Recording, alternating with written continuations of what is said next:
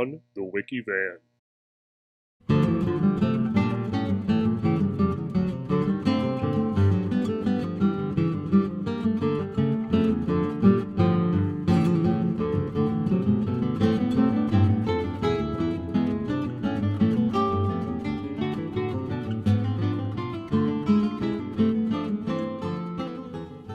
Ona Judge's story begins sometime in 1773. Even Ona didn't know exactly when she was born, but we do know she was born on a plantation in Northern Virginia called Mount Vernon. Mount Vernon was home to arguably the most famous and respected couple of their time, George and Martha Washington. Ona's mother was one of over 200 slaves living at Mount Vernon. Her name was Betty. Just Betty. Ona's mother had no surname. She was listed on inventory rolls at Mount Vernon as Mulatto Betty. Betty's mother was a slave, and her father, whose identity is not known, was white. Being biracial was generally advantageous for slaves at this time, and Betty was no exception. Rather than toiling in the fields every day like most slaves, Betty worked as a servant and seamstress inside the Washingtons' home. Betty's position inside the home afforded her better living conditions, and it also meant that she had more routine interactions with whatever white men lived or worked on the plantation. Just such an interaction once occurred when Betty encountered a white indentured servant who also worked for the Washingtons, named Andrew Judge. Indentured servants were usually poor white men who contracted their labor for a period of years in exchange for lodging and some form of payment, often an arrangement for personal debts to be paid. Unlike slaves, when the indenture expired, they were free to leave and try to earn money for themselves. Andrew Judge was a tailor, and George Washington purchased his 4-year indenture in 1772. Shortly after Andrew Judge arrived, he and Betty came to know one another. Their relationship could have been based on adoration, or it could have been compelled by Judge. Either was feasible under their circumstances. Whatever the case, Andrew and Betty produced a child together. That child was Ona Judge. Shortly after Ona's birth, Andrew's contract expired, and he left Mount Vernon. Ona Judge never knew her father. After leaving Mount Vernon, Andrew Judge found success. He earned enough money to buy his own land and buy his own house, although neither Betty nor his daughter Ona ever saw him again. Betty nonetheless purposely kept the surname Judge for her daughter. An English surname could be beneficial as an outward expression of English ancestry. In fact, even though Betty did not retain her father's surname, she most likely had both a white father and a white grandfather. And that meant Ona Judge had more English ancestry than African. Although, under Virginia law, any child whose mother was a slave was, likewise, a slave, no matter how many white fathers were in her family tree. Nonetheless, Ona's ancestry and fair skin did at least help diminish the odds that she would be assigned laborious field work when she came of age. And so it happened. When she was about 12 years old, that's when the Washingtons called their young slave girl Ona Judge to begin training as a seamstress and domestic maidservant, just like her mother.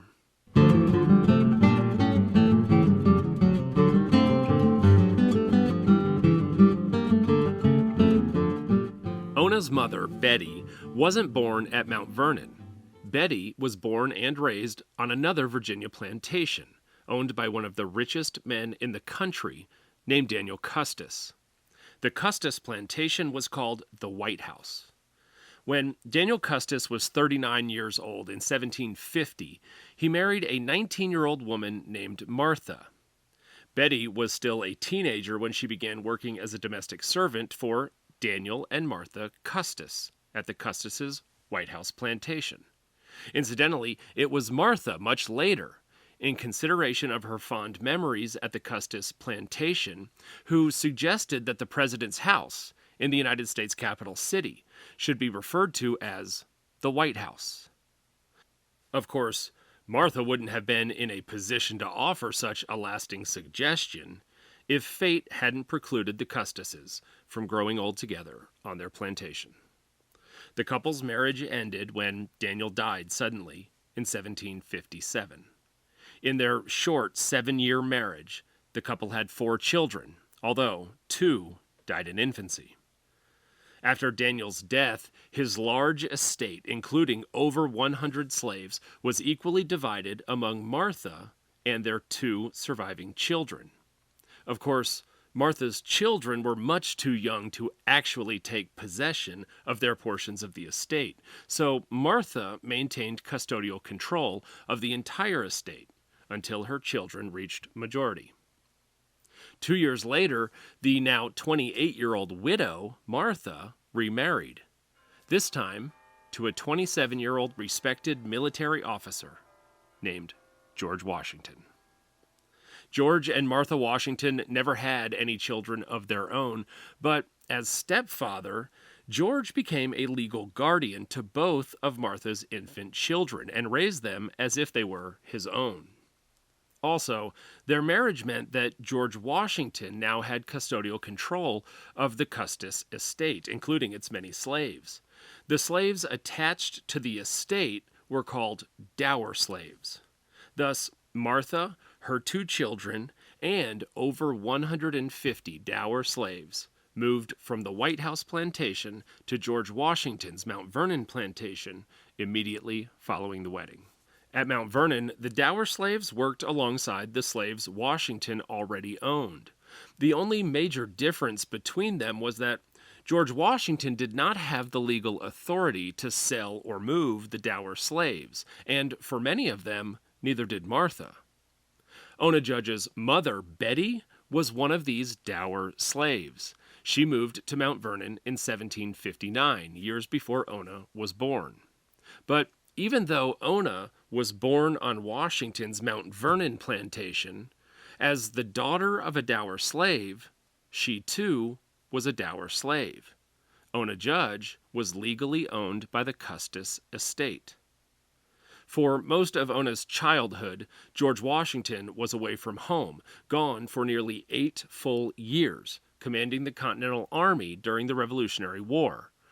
He arrived home for good near the end of 1783, and he had triumphed in war more than many people expected him to, and he returned as a hero of the nation. Although, sadly, by then Martha's remaining 2 children had also died, but not before providing the Washingtons with several young grandchildren, 2 of which lived with and were raised by George and Martha Washington. Thus, the Washingtons retained control of a large portion of the Custis estate, now in wait for Martha's young grandchildren to come of age. This meant that both Betty and Ona would remain at Mount Vernon for the foreseeable future. And having impressively completed her training, Ona was now assigned to be Martha's personal seamstress and chambermaid, a remarkable position for such a young girl. Upon his return home, George Washington wanted nothing more than to retire from public life and manage his farm. But as it turned out, his service to his country did not end with the war. On April 14, 1789, a letter arrived for him at Mount Vernon. It was from New Hampshire Senator John Langdon, who was, at that time, President pro tempore of the United States Senate. This letter would drastically change the lives of George and Martha Washington, and, for that matter, the lives of everyone at Mount Vernon. And maybe none more so than Ona Judge, who was still just 16 years old when that letter arrived.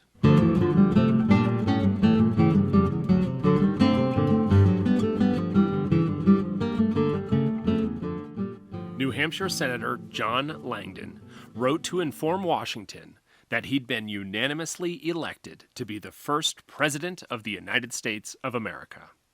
Langdon was a political ally of Washington during the Revolution, and essentially for the entirety of his presidency. Surely it was an honor for Langdon to inform Washington of his election to the office.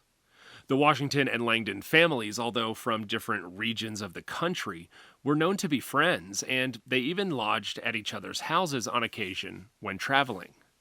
For Washington, however, this letter was not well received.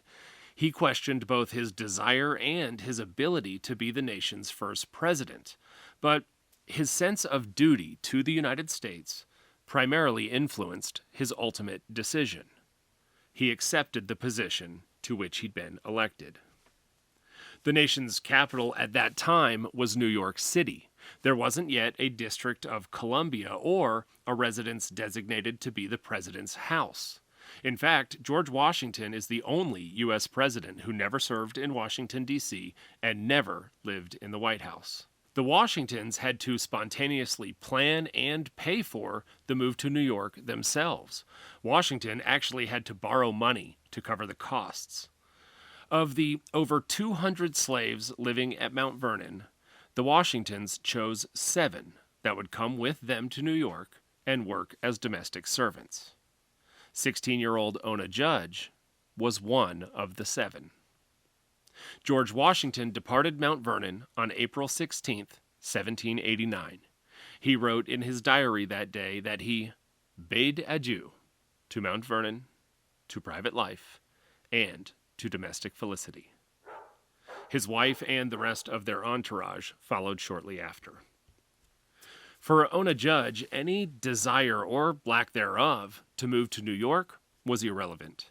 If she did have feelings one way or the other, history has no record of them. Ona's life would be directed for her. She would be the personal chambermaid to the nation's First Lady.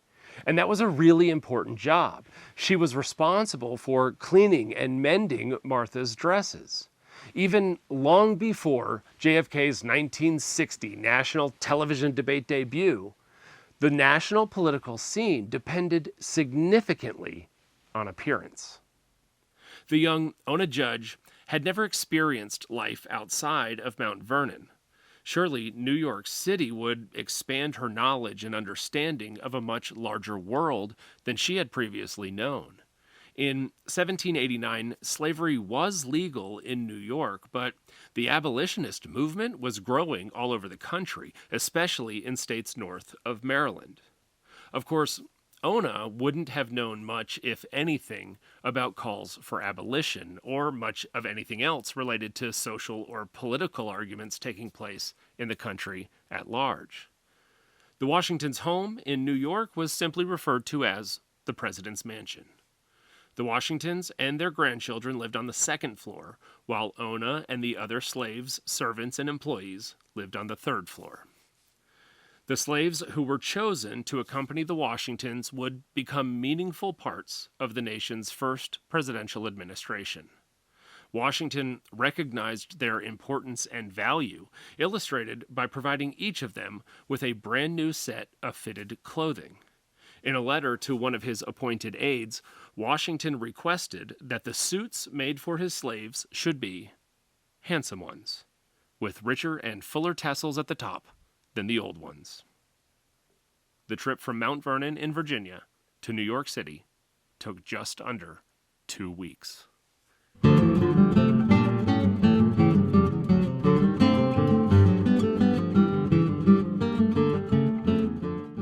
In 1789, New York City was America's 2nd largest city, with a population of about 30,000.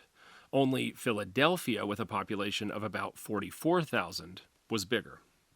There were just over 3,000 black residents in New York City. Of those, 2,000 were slaves, and the other 1,000 were free blacks. Although, that population fluctuated as New York City was also a good location for runaway slaves to hide out.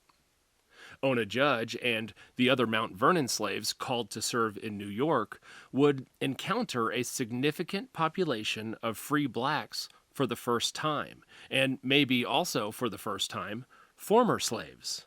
in hiding among the hustle and bustle of the big city. There is no indication, however, that Ona yet had any thoughts of running away herself. Washington was, by most accounts, a conscientious governor of his slaves. The inhumane nature of the institution aside, there were many instances of genuine care, concern, and commiseration exchanged between Washington and his slaves.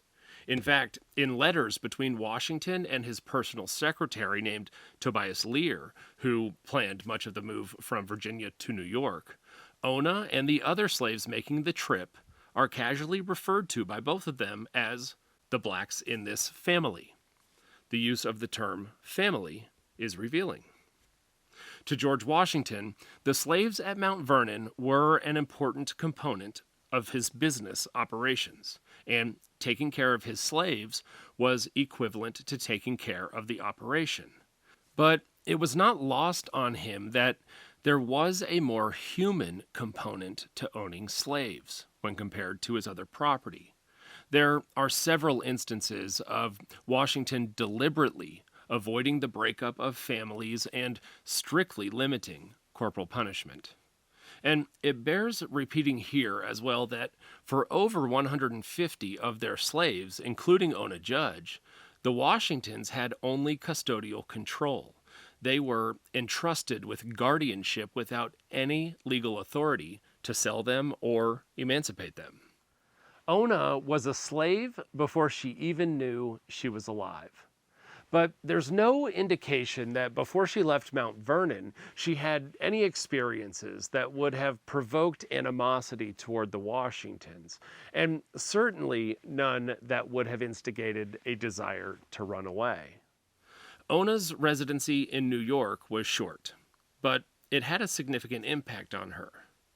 Just a year after they had all settled there, Congress moved the nation's capital to Philadelphia. They all, again, had to move. But Ona had seen and heard things in the big city that she would not soon forget. They all packed and left New York in the spring of 1790, and they spent that summer back at Mount Vernon, this time planning a move to Philadelphia. Once again, Ona was called to serve the first family. In Philadelphia, as was true in New York, Ona Judge would be surrounded by some of the most famous and influential people in the country, and she'd be further exposed to changing ideas about race and freedom and self-determination. Certainly, her understanding of her own complicated place in the world as a young, black, female slave was expanding. So much was happening to her and all around her, all while she was still just a teenager.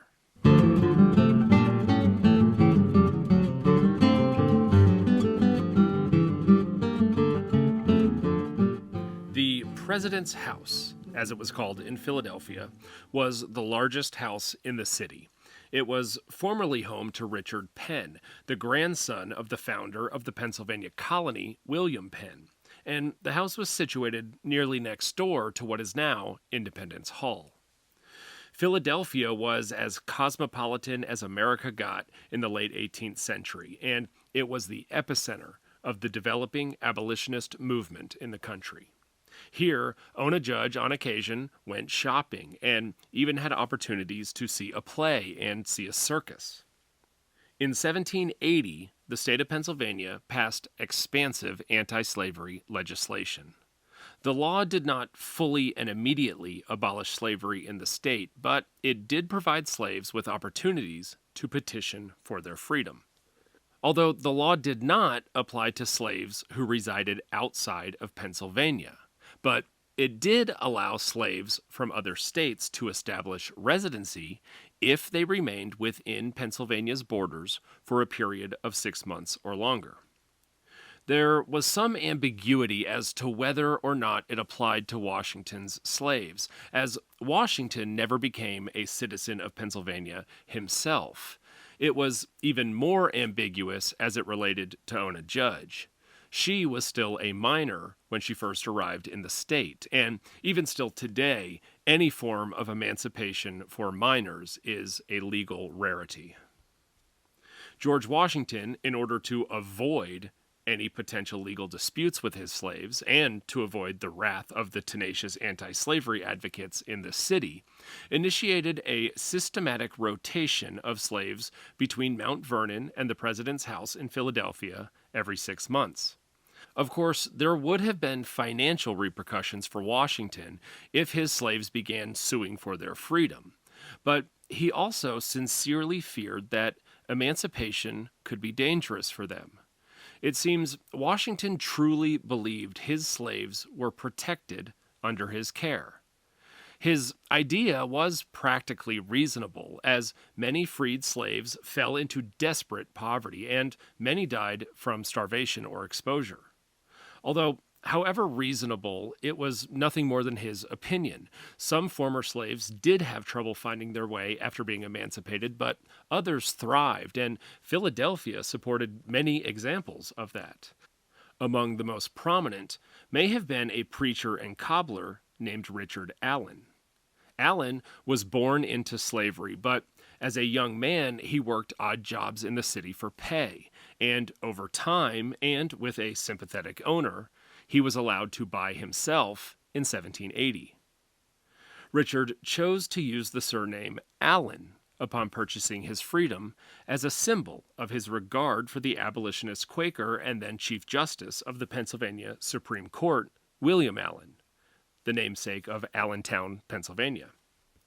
Allen must have been a renowned cobbler, as even the Washingtons sought his expertise on several occasions when they needed shoes repaired.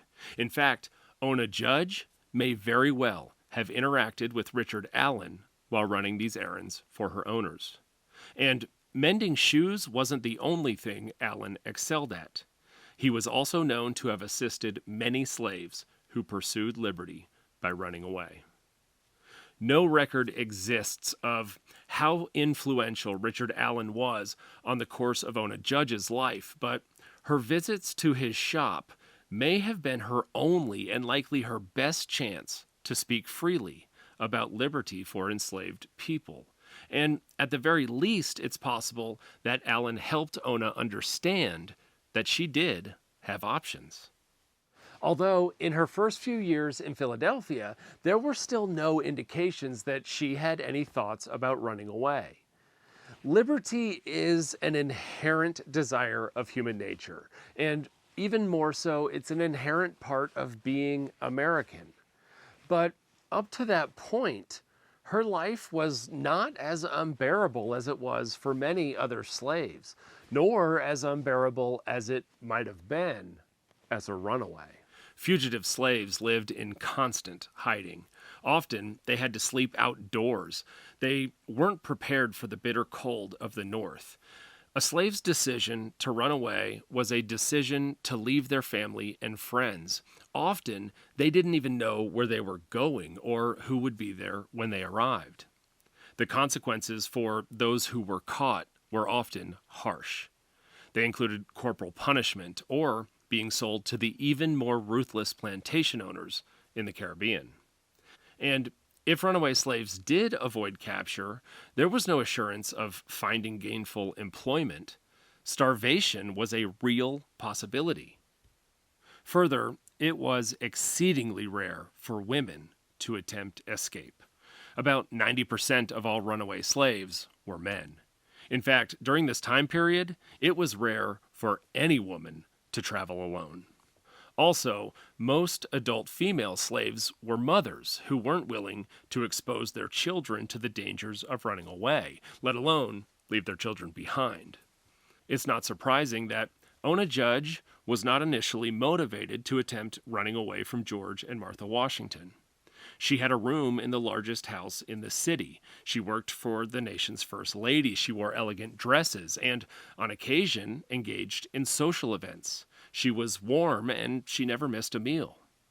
Also, Ona's mother and her favorite stepbrother and 2 stepsisters all still lived at Mount Vernon. If she ran from the Washingtons, she would have been running away from her own family as well. Ona lived with the Washingtons in Philadelphia for 5 years. She may have been the last slave that George or Martha Washington would have ever expected to to run away. But Ona didn't acquiesce to the status quo because she was feeble. In 1793, her circumstances began to change, and in the following 3 years, Ona's previously hidden strength would be unmasked. That year, her beloved stepbrother, who had been her only family in New York and Philadelphia, drowned to death while traveling from Pennsylvania to Virginia. 2 years later, in 1795, her mother, seamstress Betty, also died. Ona was only 20 years old at the time. The deaths of her mother and stepbrother didn't push her away from the Washingtons, but it did extinguish what might have pulled her back to Virginia the most.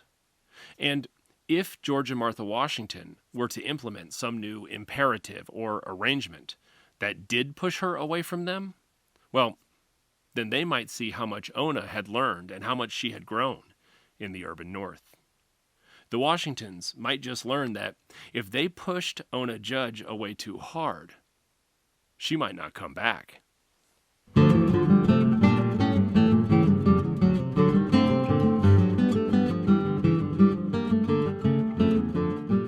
In February of 1796, the Washingtons learned their 19-year-old granddaughter, Eliza, had found the man she wanted to marry. Eliza wanted to marry a British businessman who was 15 years older than her, named Thomas Law. Thomas Law had made a small fortune in real estate in the British colony of India before coming to the United States. He now hoped to do the same thing in America. George and Martha were hesitant to support the marriage. The age difference was significant, and although Law had not previously been married, he did have at least 3 children, all the products of a prior relationship with an Indian woman. Also, Thomas Law was British, not American. Martha especially feared Thomas might take her granddaughter to live outside the country. There seems to have been a consensus in and around the family that Eliza was known to be inflexible or fiercely independent, often too stubborn for anyone's good. George and Martha eventually did succumb to their granddaughter's wishes, though, but not before Martha devised a sort of plan which she hoped would ensure the Law's residence would remain in America. At the center of Martha's plan was Ona Judge. Recall, Ona Judge was one of the Washingtons' dower slaves and legally bound to the Custis estate. By this time, Ona was in her mid-20s, and she had developed special skills. She was a valuable remainder of that estate.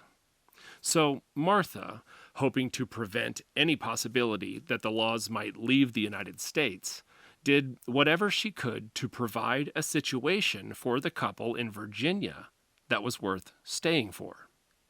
Thus, shortly after news of the wedding was made public, Martha announced that upon her death, the talented, hard-working, and obedient slave, Ona Judge, would be transferred and inherited by Thomas and Eliza Custis Law.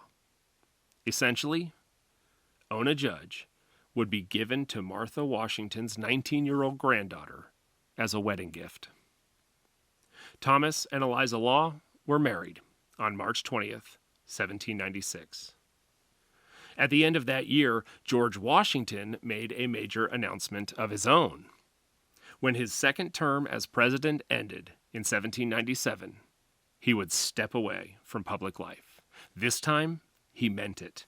He was going to retire and return to Mount Vernon. In a very short period of time, Ona was faced with the looming end of her service to the country's First Lady, to leaving Philadelphia and returning to the South, and her new assignment to Eliza Law. She'd soon no longer be experiencing life among her free black friends in the urban, cosmopolitan North, or living within the heart of the abolitionist movement. For Ona, simply returning to Mount Vernon probably would not have been devastating, but she terribly dreaded her impending designation to the Laws. And she knew she was supposed to be loyal to the Washingtons, but to her, that obligation crumbled when Martha Washington decided to tie a bow on her and give her to Eliza Law as a gift. Not only was Eliza known to be obstinate, but what little Ona knew about Thomas Law was disconcerting at best. Thomas was not averse to sexual promiscuity out of wedlock, and also not averse to fathering biracial children. Ona could only imagine how she might be treated by him. For Ona, Martha's decision was a reminder of what being a slave meant. The course of her own life was at someone else's direction. Thoughts about the future are often distressing for anyone navigating the trials of a human life. Can one really navigate those trials if they don't control their own ship? And Ona, now contemplating her own future, began to feel certain that she might only be able to avoid rough waters by taking the wheel of her own ship.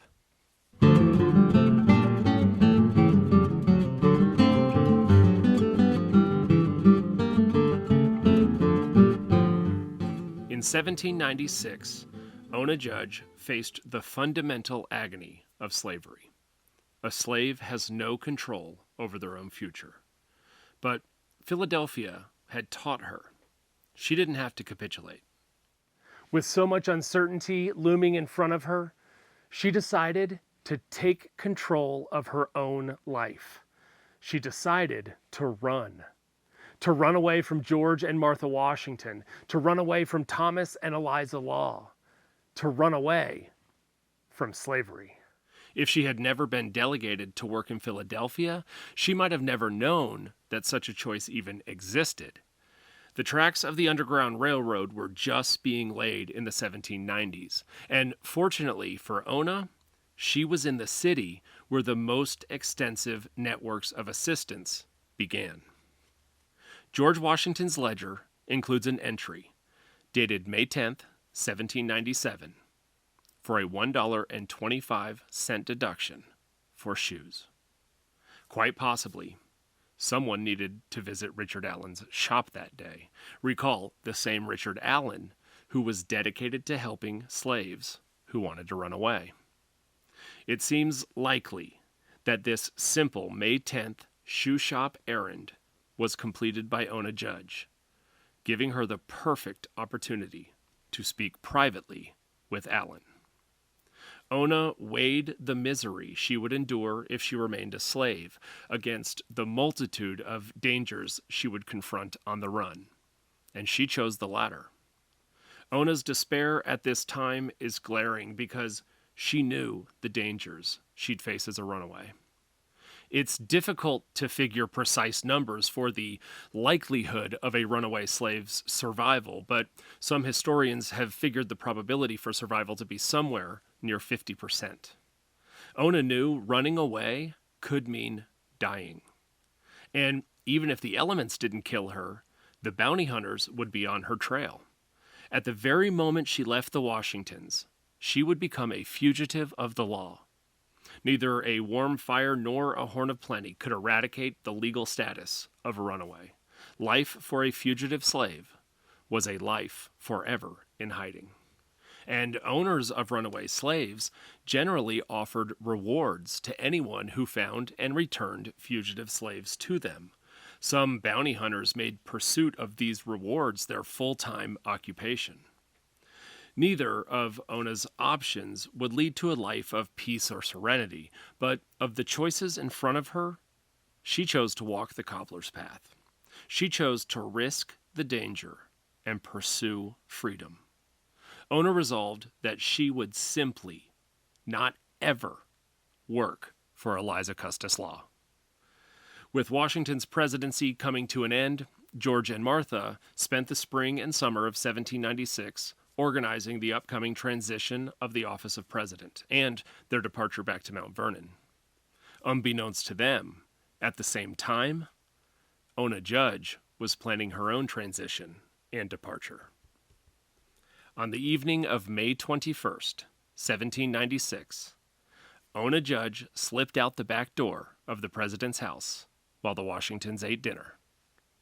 The moment she walked out the door, she became a fugitive. She'd committed the crime of stealing her own body.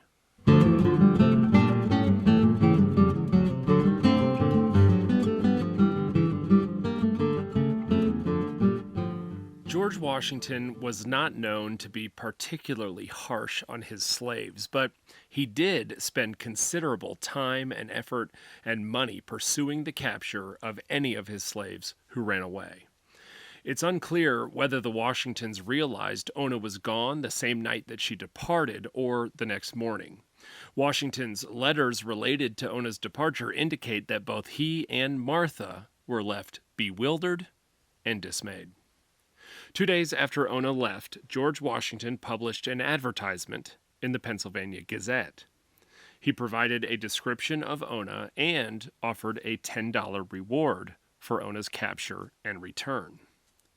George and Martha didn't know at that time that Ona Judge was already tucked away among the tonnage of a merchant ship sailing northward. Her escape was planned for her by friends who had extensive networks of assistance. On the night Ona departed, even she didn't know exactly where she was going. She only knew that a boat would be waiting for her at the Philadelphia docks. When she arrived at the docks, she was instructed to board a merchant ship called the Nancy. The ship's captain, a man named John Bowles, allowed Ona to stow away in the cargo hold. The Nancy was headed to Captain Bowles' hometown of Portsmouth, New Hampshire. The passage from Philadelphia to New Hampshire took 5 days. It's hard to imagine the physical hardships and the anxiety the 23-year-old Ona Judge must have been experiencing while hidden below decks, especially considering she didn't know what was in store for her after she arrived. Washington placed a second notice in another newspaper on May 24th. He was on the hunt for Ona Judge. The Nancy landed in Portsmouth on May 26, 1796. All Ona knew was that when she arrived, she'd be looking for a particularly described individual who was referred to as her chaperone in Portsmouth. In 1796, Portsmouth was a small but growing town with about 5,000 residents. Of course, Ona knew none of them. Slavery was still legal in New Hampshire, but there were very few slaves. In fact, there were very few black people at all in the town of Portsmouth.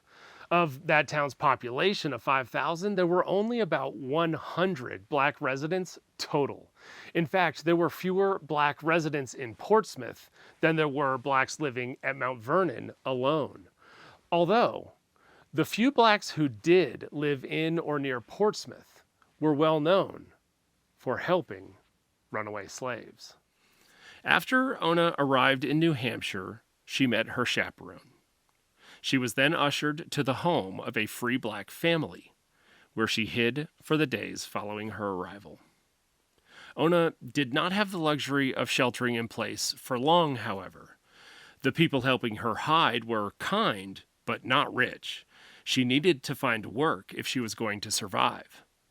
Ona's new life in New Hampshire was not going to be easy. Freedom never is, but her escape so far was a success.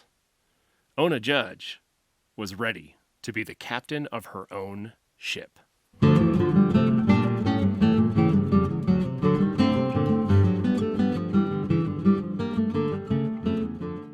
Ona now needed to find work. She needed to earn enough money to provide for herself.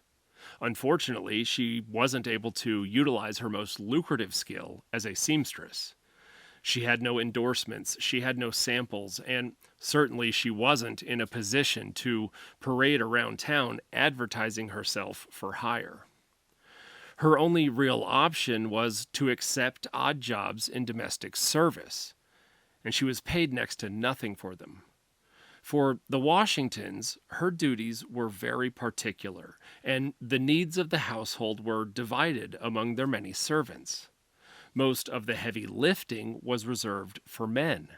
Now, she found herself doing all kinds of tasks. Even simple chores like carrying water could be backbreaking.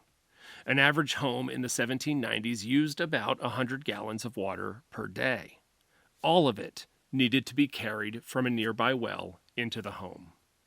Ona had to learn how to build fires and kill chickens, to do laundry and cook, all as she simultaneously acclimated to the New England way of life, at a time before central heating or municipal snowplows. Harsh winters and hard work meant that domestic servants in New England at this time had an average life expectancy under 50. In addition, Ona arrived with nothing. She was alone, and she was under constant stress as a fugitive. She never knew who she could trust or who might be looking for her. Every step she took had to be deliberate. There was one house and one family, especially in Portsmouth, though, that Ona knew she needed to avoid. She needed to avoid the Langdons. Recall, John Langdon was the New Hampshire senator who wrote to George Washington in 1789, informing him that he'd been elected president. The Langdons were longtime friends of the Washingtons. John Langdon played a significant role in helping the United States gain its independence. He was a military officer during the Revolution and had been a delegate to the Second Continental Congress. John Langdon, his wife Betsy, and their daughter Elizabeth had visited the Washingtons at Mount Vernon and in Philadelphia on several occasions. Once, the Langdons' teenage daughter Elizabeth stayed at the president's house in Philadelphia for nothing more than a social visit with the Washingtons' granddaughter Nellie Custis. The two girls were very close friends. Almost certainly, Ona Judge encountered Elizabeth Langdon on that trip she took to Philadelphia. She probably even served her a meal or tea or something like that. Ona knew she had to avoid the Langdons in Portsmouth because they would probably recognize her and, as close friends of the Washingtons, expose her location to them. One day, Ona's concern became reality. On an otherwise normal walk through town, Ona spotted 18-year-old Elizabeth Langdon walking the same street. Ona tried to obscure herself. She quickly ducked away to avoid being seen. Her attempt, though, was not successful. Elizabeth Langdon saw Ona Judge and immediately knew who she was. Elizabeth wondered, why was Martha Washington's maidservant strolling the streets of Portsmouth? At first, Elizabeth assumed Ona's presence meant that Martha Washington must be visiting the city, but then thought that wasn't possible. She and everyone else in town surely would have known if the First Lady was visiting. When Elizabeth returned home later that day, she told her father about the encounter. John Langdon wasn't as baffled as his daughter. Langdon knew right away that his daughter had seen Ona Judge, and he knew she was a runaway slave owned by the Washingtons. Ona's cover was blown.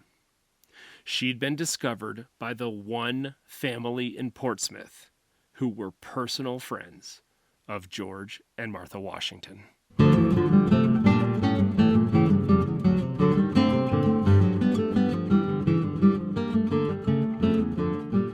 John Langdon's views on slavery reflected those that characterized most of New England's at the time.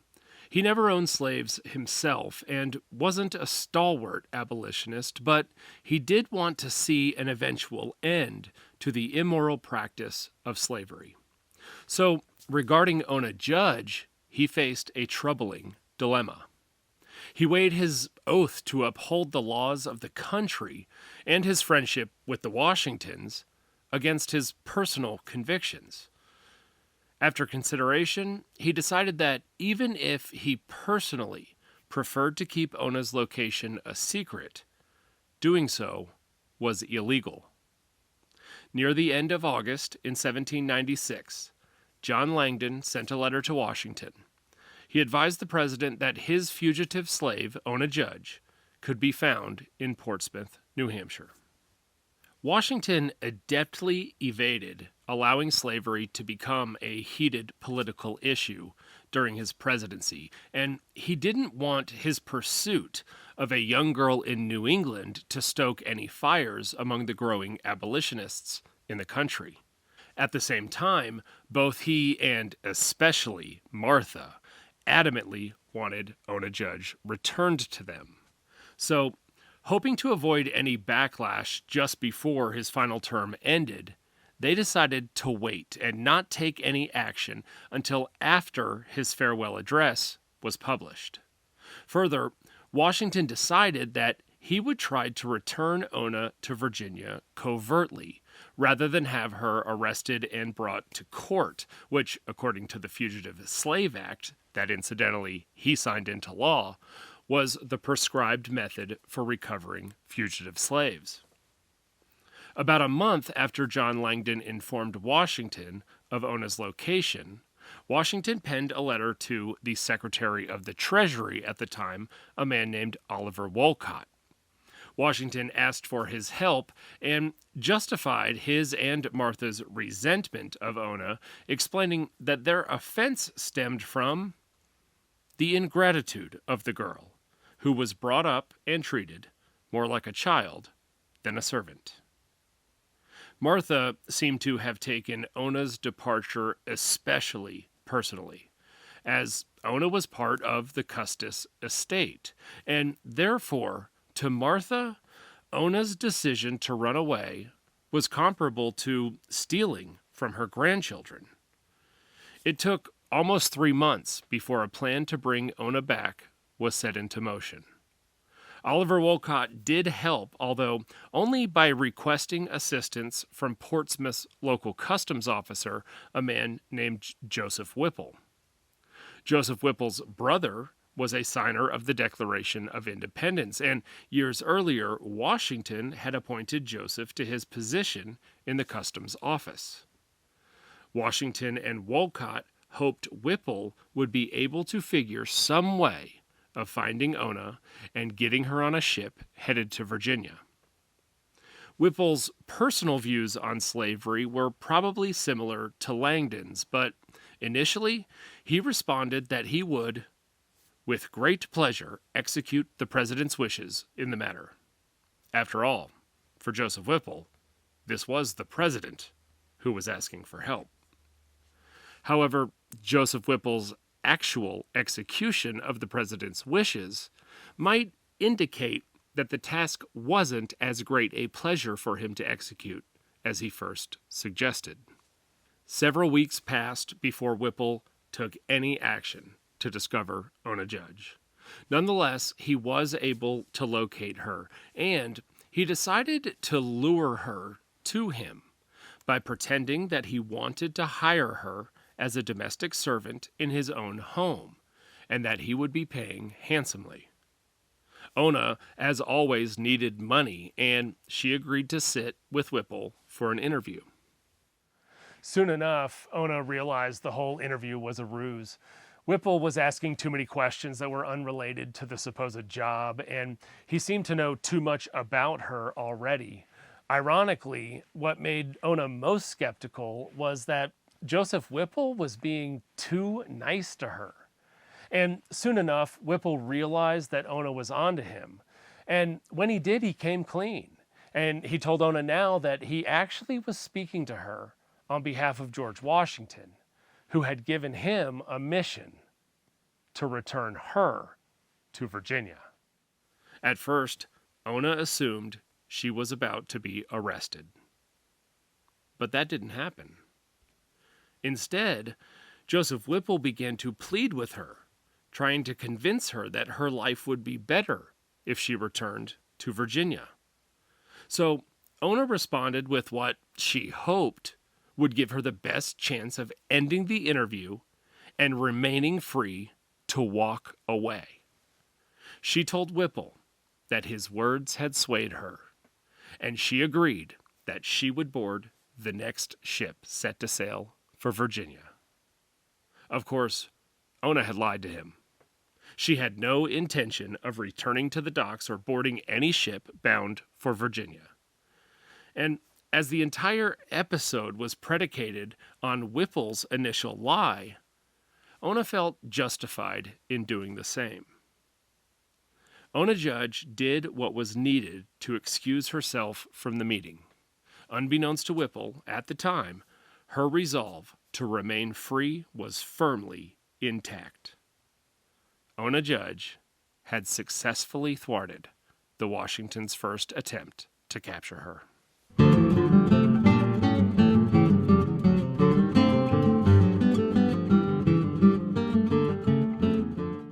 A few days after Joseph Whipple interviewed Ona Judge, he waited near a dock in Portsmouth with a ship behind him that was ready to sail to Virginia.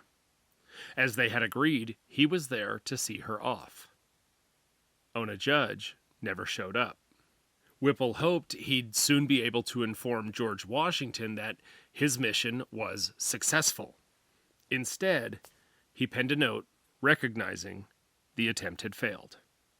Although, in the note, Whipple made no apologies.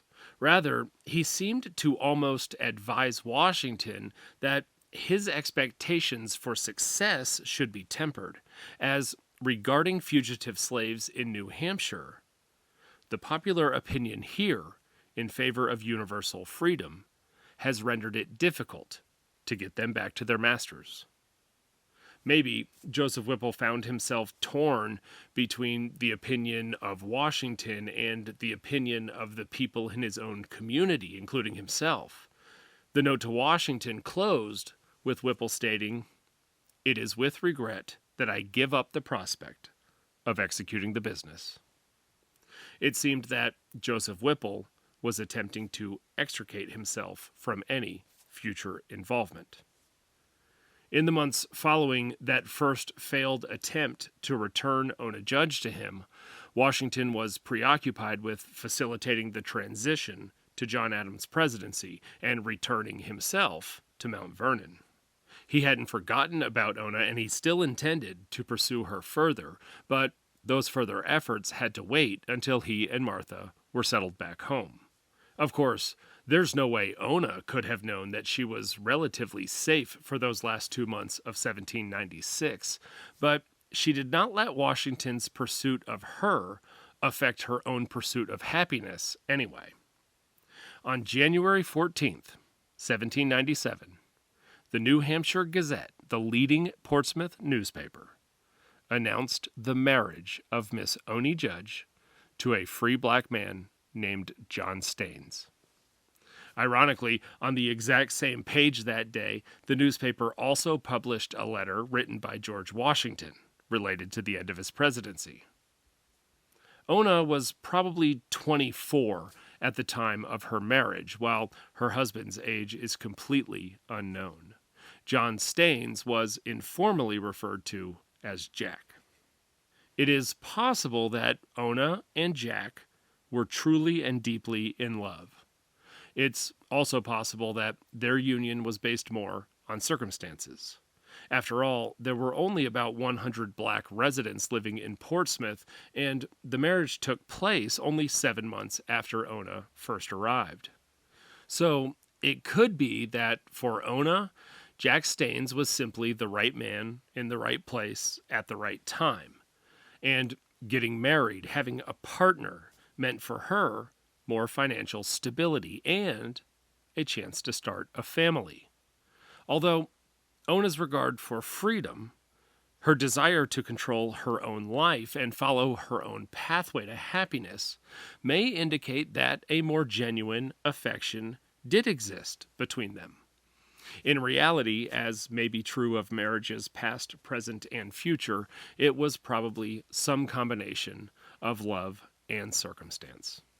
What remains significant, however, is that Ona chose to marry, and she chose to start a new life with Jack Staines, and also that she was now no longer alone. Ona's husband Jack earned decent wages working as a crewman on merchant trade ships, which was a common occupation for free black men in northern seacoast towns. Free black sailors at that time were often referred to as blackjacks. It was one of the few jobs that paid blacks the same as their white counterparts, but black merchant seamen still endured instances of unfair racial discrimination, both on the ships and in foreign ports. Jack's decent wages came at a hefty price, though. He was obligated to spend long periods, often months at a time, away from home. And the high seas were, and still are for that matter, a dangerous place. Crews often encountered bad weather, shipwrecks, illness, pirates, and blackjacks were sometimes, especially in the Caribbean, kidnapped into slavery. In 18th century New England, about 30% of mariners' wives, no matter their skin color, became widows prematurely. After marrying, Jack and Ona rented a home in Portsmouth, and, although the exact date is unknown, sometime in 1798, Ona Judge delivered a healthy baby girl named Eliza. At the time, childbirth was significantly more dangerous than any of the risks sailors faced on the high seas, and certainly much more dangerous than today. In the 21st century in Western countries, about 1 out of every 10,000 deliveries results in the mother's death. While in the late 18th century, that number was more like 1 out of every 70.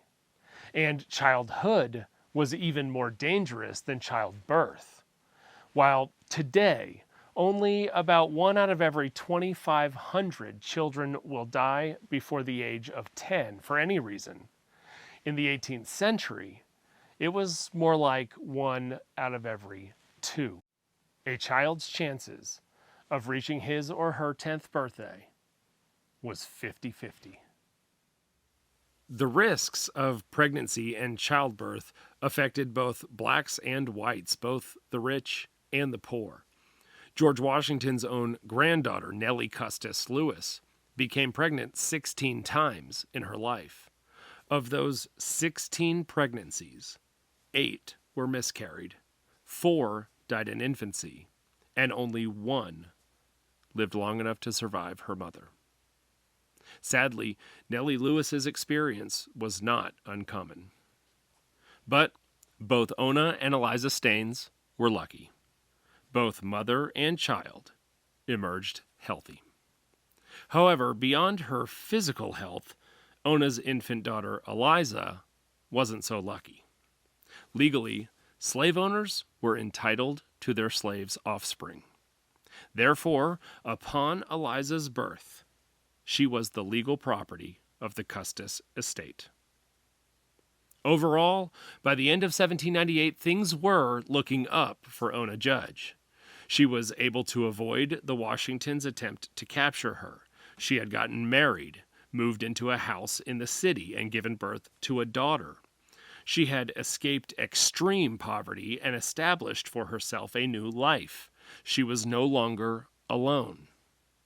And while having her first child was surely a triumphant and joyous occasion for Ona Judge Staines, it was surely also a new point of stress. Previously, Ona could have been captured and forced to return to a life of slavery. Now, though, being captured would likely mean a return to slavery for her and an introduction to slavery for her daughter.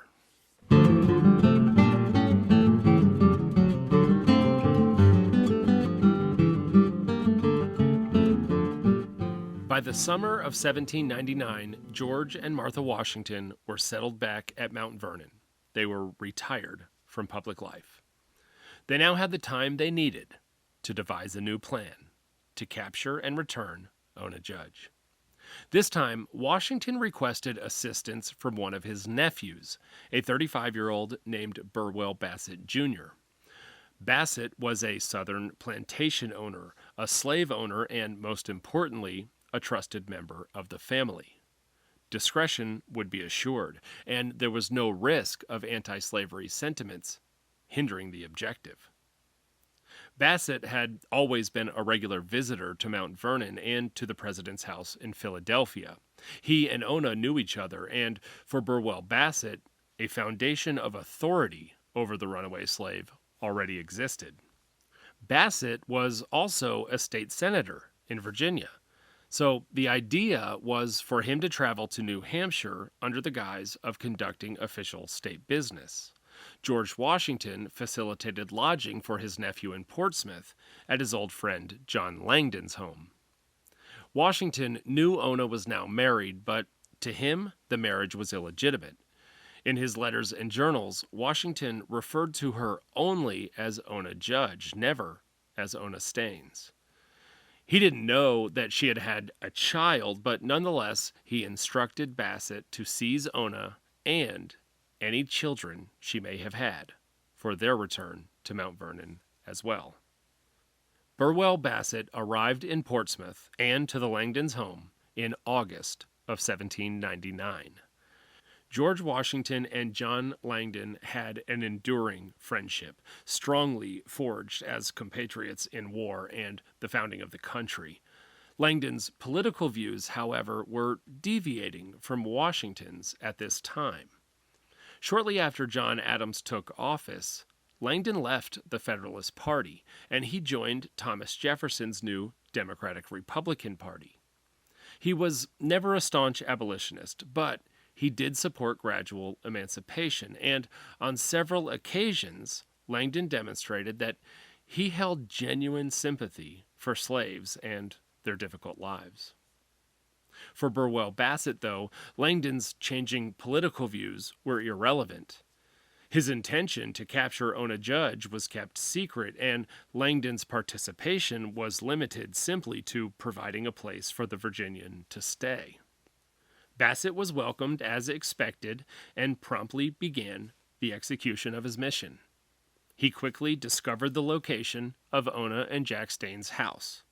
He then walked to Ona's house and directly knocked on the front door. The day Burwell Bassett came to call, Ona Staines was home, along with her 1-year-old daughter, Eliza. Ona's husband, Jack, was working away at sea that day. Surely for Ona, when she opened the door and saw the familiar yet unwelcome face of George Washington's nephew, she must have been struck by fear and dread. At first, Bassett's approach mirrored Joseph Whipple's 3 years earlier. He pleaded with her to voluntarily return to Virginia with him. He tried to reason with her, reminding her that her life with the Washingtons came with certain benefits, and that living as a fugitive was terribly difficult. And he promised her that she need not worry about any harsh retribution. It seems that neither Whipple nor Bassett realized that Ona's objection to returning to Virginia wasn't so superficial. It wasn't because she wanted more rations or because she thought she was treated particularly harshly. It was because she was a slave, because she lacked agency. She wanted to be free. And now she had a lot more to lose than when Joseph Whipple previously had tried to wheedle her into returning to Virginia. Now she was married. Now she had a child. The encounter with Burwell Bassett must have been dreadfully distressing, although for Ona Staines, not distressing enough to diminish her resolve to remain free. Bassett could not convince her to return by trying to placate her fears because she wasn't afraid of him or whatever he might do to her. Likely, there were no words that existed that could have scared her into voluntarily returning to Mount Vernon. It seems that Washington, Whipple, and Bassett, they all thought that Ona could be convinced to voluntarily return. Ona, though, knew and proved that she couldn't be talked into returning. As was recorded years later, Ona firmly stated to Burwell Bassett, "I am now free and choose to remain so." Of course, according to Bassett and Washington and federal law, Ona was not free. But Bassett was not immediately prepared to actually grab the young woman and her baby from their home in the middle of the day in New Hampshire, creating a spectacle that he knew Washington wanted him to avoid. Bassett needed to avoid any backlash from local anti-slavery groups, and he didn't want to expose his or his uncle's bid to skirt the law. Thus, to avoid escalating the issue then and there, Bassett decided to let things rest for the time being. Ona remained steadfast, and Burwell Bassett left her house that day empty-handed. He had not convinced her of anything. She, however, had convinced him that getting this young woman back to Virginia wasn't going to be as easy as he hoped. Bassett returned to the Langdons' house that evening and recounted his interaction with Ona. He explained to Langdon that the slave's audacity had offended him, and that he had a new plan, and that next time he would have to use force. Burwell would come to regret speaking so openly about his plans to Senator Langdon. Once again, the Ona Judge, George Washington ordeal presented John Langdon with a moral dilemma. Maybe Langdon now more so viewed the Fugitive Slave Act as immoral, or decided that if Washington didn't adhere to the law, then the law had lost its value. This time, he justified his response not with his oath to uphold the law or in consideration of his friendship with Washington, but instead by focusing on his obligation to effectively represent his New Hampshire constituents, most of whom were against the institution of slavery.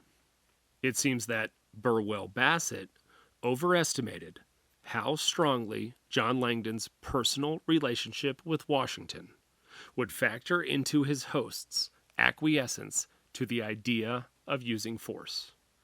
Because shortly after Bassett communicated his intention to use force to John Langdon, Ona Staines became aware of it too. Somehow, Langdon sent a warning to Ona. Most likely, he told one of his own servants, who then relayed the warning to Ona.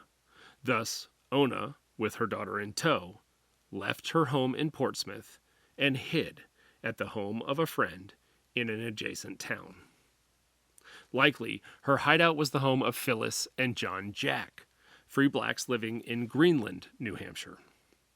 Ona had befriended their two daughters shortly after arriving in Portsmouth, and the Jacks' home may have been where Ona first boarded in the months immediately following her arrival.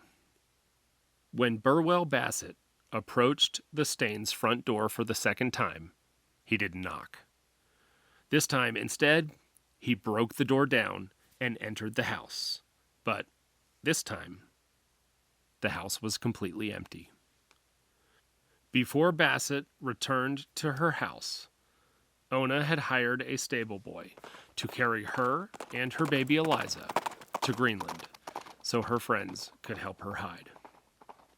Burwell Bassett tried to discover where Ona Staines was hiding, but her location was never unearthed. By October of 1799, Bassett had been in New Hampshire for over 2 months.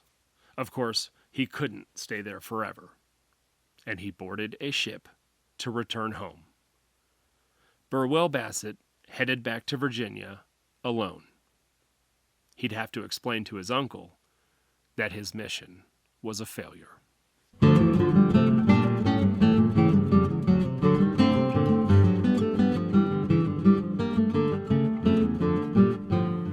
Only 2 months after his nephew returned to Virginia, George Washington died in his bed at Mount Vernon. It was December 14th, 1799. 4 rounds of bleeding and concoctions of sage, molasses, butter, and vinegar could not allay his breathing difficulties. He was 67 years old. Washington's views on slavery evolved during his lifetime and leading up to his death especially. His final will ensured that all 123 of the slaves he owned outright would be fully emancipated upon the death of his wife, Martha. The other 153 Mount Vernon slaves remained legally affixed to the Custis estate, which neither George nor Martha had broad legal authority to control. Although Washington noted in his will that he hoped any intermingled families among his slaves and those in the Custis estate would not be fractured as a result of his death. So it seems like Washington's version of what was best for his slaves was their opportunity to live under his care. And what was second best for them was their freedom. Maybe this makes some sense. After all, Washington considered his national leadership to be a duty that he was performing for the benefit of the people. Overall, history has been kind to Washington's performance of that duty, but it's up to every individual to also make a personal assessment. Objectively, however, it's probably safe to say that Washington exhibited a better stewardship of power than so many others who have discovered it within their grasp, both before and after him. And it's a fact that Washington inherited many slaves, which had been in his family for generations, but the practice in his direct lineage ended with him. What Washington seems not to have been able to countenance, however, was a slave's decision to seek freedom on her own accord, rather than waiting for his release.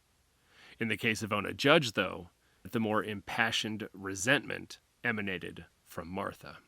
Shortly after Washington died, Martha also came to realize that she wasn't comfortable with the arrangement set forth in her husband's will. Over 100 slaves now knew that the only thing between them and their freedom was her death, and she feared they might expedite the occasion by killing her. So, to extinguish any temptation, she emancipated all of Washington's slaves on January 1st, 1801. Although still over 150 dour slaves remained at Mount Vernon, and as one of the dour slaves, Ona Staines' status as a fugitive remained unchanged. Martha Washington died less than 2 years later, in 1802, at the age of 70. With her death, both the Washington and Custis estates, including the 150 or so dour slaves, were settled and divided among many heirs. While a legal right to Ona Judge Staines and any children she had now acceded to Martha's grandchildren, none of them ever pursued the issue in any capacity. Ona Staines lived as a free woman for the rest of her life.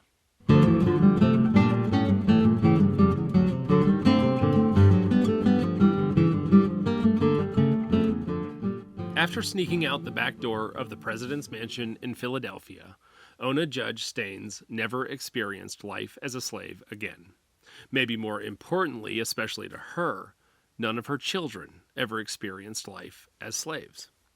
In the 4 years after Eliza's 1798 birth, Jack and Ona Staines had a son named William and another daughter named Nancy. Maybe Ona chose the name Nancy because it was the name of the ship captained by John Bowles that in 1796 first carried her to freedom. Sadly, less than 2 years after Nancy was born, Jack Staines died. Nothing is known about his death, not even whether he was killed while at sea or died at home. Jack and Ona's marriage lasted fewer than 7 years. In the years following her husband's death, Ona fell into desperate poverty. She didn't earn enough money to continue renting their house in Portsmouth, but avoided complete homelessness with help from friends, especially Nancy Jack and her family, living in a tiny town adjacent to Portsmouth called Greenland, New Hampshire. Nancy's parents, John and Phyllis Jack, were former slaves, but now free blacks. Phyllis Jack's former owner, a man named James Brackett, emancipated her sometime before 1770. With her freedom, Brackett also gave her a small house and plot of land, which was all but unheard of for emancipated slaves. Here, Phyllis lived with her husband and 2 daughters, including Ona's friend Nancy. Phyllis Jack died in 1804, 1 year after Ona's husband died, and shortly after Phyllis's death, Ona and her children moved into the Jacks' house. Both families found that their recent losses only exacerbated their economic struggles, so they came together to help each other survive. It wasn't uncommon for free blacks to commingle families, living together to share earnings and expenses. Thus, the same house, located in Greenland, New Hampshire, just outside of Portsmouth, where Ona hid from Burwell Bassett about 4 years earlier, once again became for Ona a place of refuge.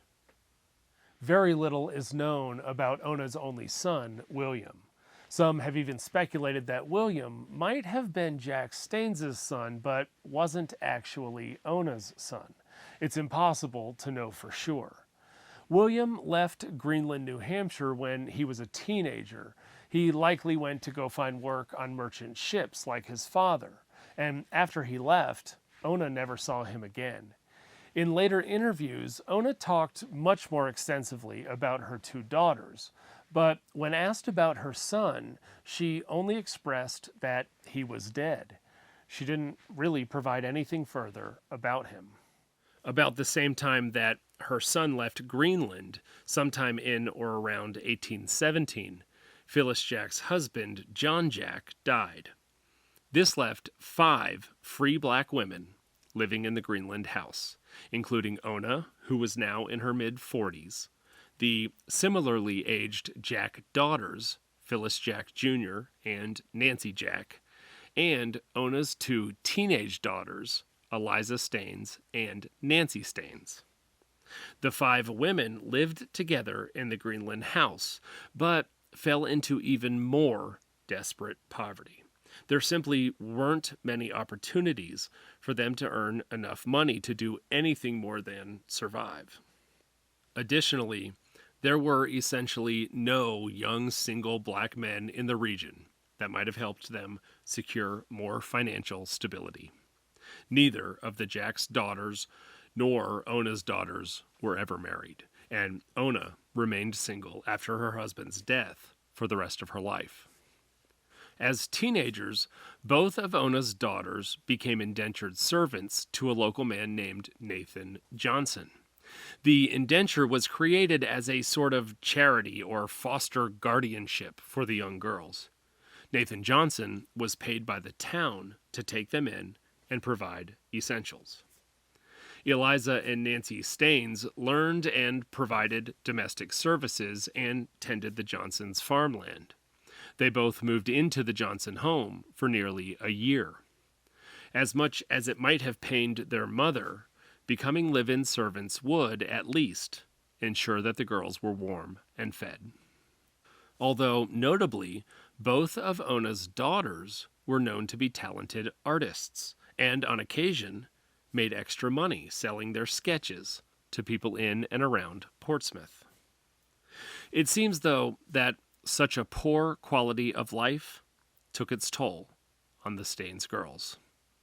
The eldest daughter, Eliza, endured, as described in her obituary, a long and distressing illness. Eliza Staines died on February 16, 1832. She was just 34 years old. Even less is known about exactly what defeated Ona's younger daughter. Nancy Staines died on September 11, 1833. Like her sister, she was also barely over 30 years old. After her daughters died, only Ona and the 2 Jack sisters, Nancy and Phyllis, remained living in the house in Greenland. All 3 women were now over 50 years old. For the rest of their lives, they depended on the charity of their neighbors and local government assistance to survive. Ona Judge sought solace through God in her later years, becoming a devout Christian. She learned to read and write late in life, so that she would be able to read the Bible. On February 25th, 1848, Ona Marie Judge Staines died in her home in Greenland, New Hampshire. For the devoutly Christian 74-year-old woman, maybe that was the day she experienced her most transcendent transition to freedom.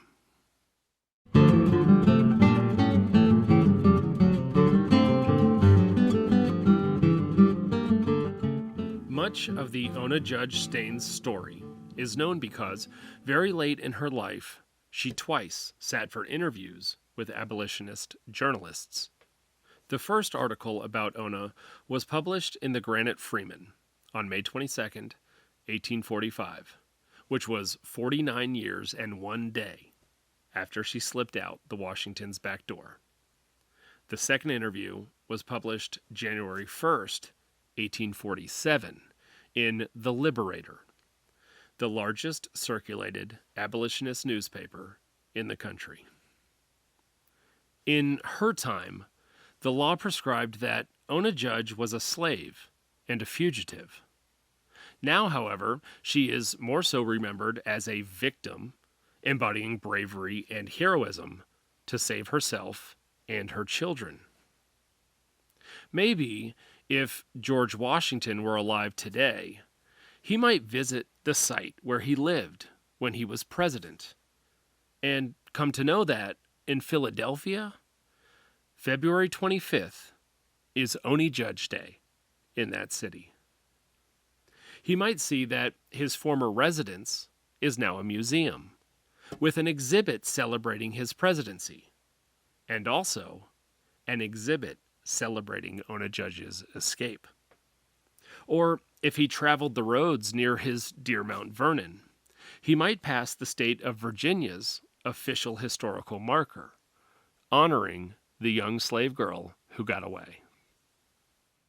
Maybe, hopefully, Washington would understand that the seemingly stark differences between them were mostly superficial, mostly artificial, and that beyond their bloodlines, that beneath the skin, the two of them actually had a lot in common. They both resisted existing conditions. They both pursued their version of freedom. They both endured immense hardship, but both hoped the future would be better.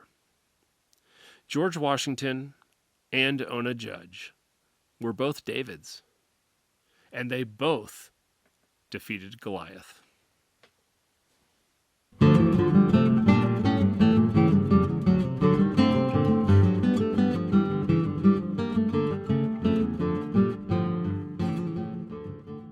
After I researched the story of Ona Judge, I decided to make a trip to Greenland, New Hampshire, to the location where Ona lived later in her life with the Jack family, which is also where she hid from Burwell Bassett, and I think it might be also where she first lived after arriving to New Hampshire in the months before she married Jack Staines.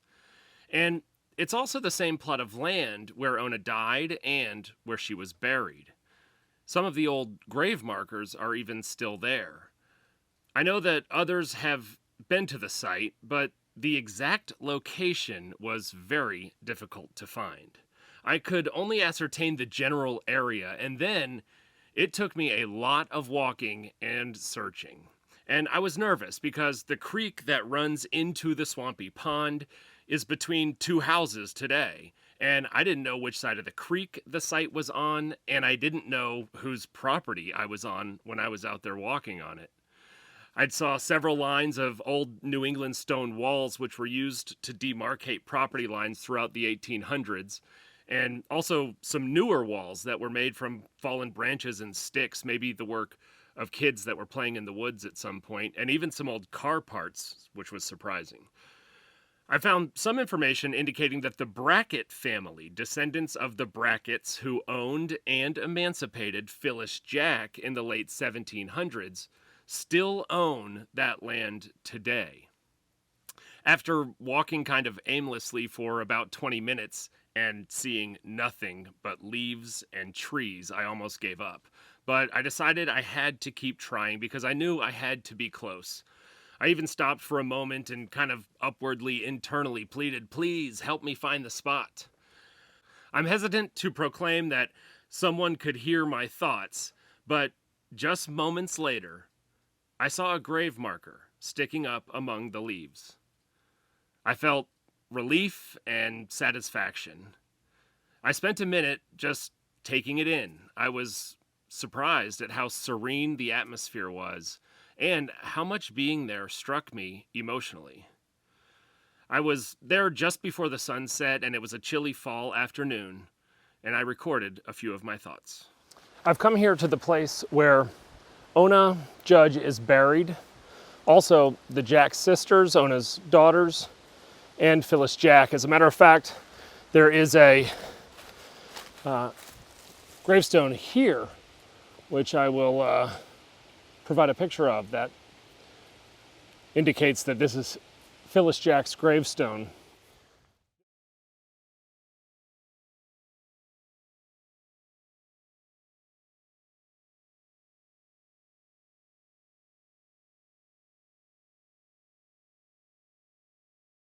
This one here is not marked, but it certainly is marking a gravesite. Anybody's guess is as good as mine on whose that might be. Swampland behind us, that's actually where the house would have been. This is where Ona Judge hid from Burwell Bassett. This is where Ona Judge likely hid shortly after she came to New Hampshire. And this is where she spent the rest of her life, somewhere in this same area. Ona Judge and her daughters, Nancy and Eliza, are buried in this same location.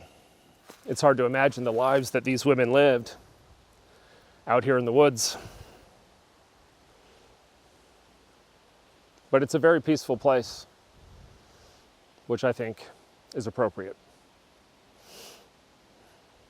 The story of Ona Judge.